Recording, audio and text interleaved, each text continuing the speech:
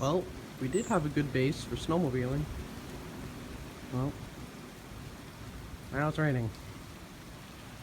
And all that snow's gone, basically. Kinda sucks.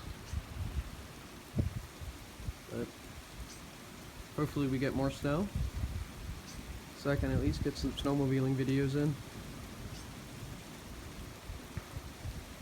Well, talk to you guys later.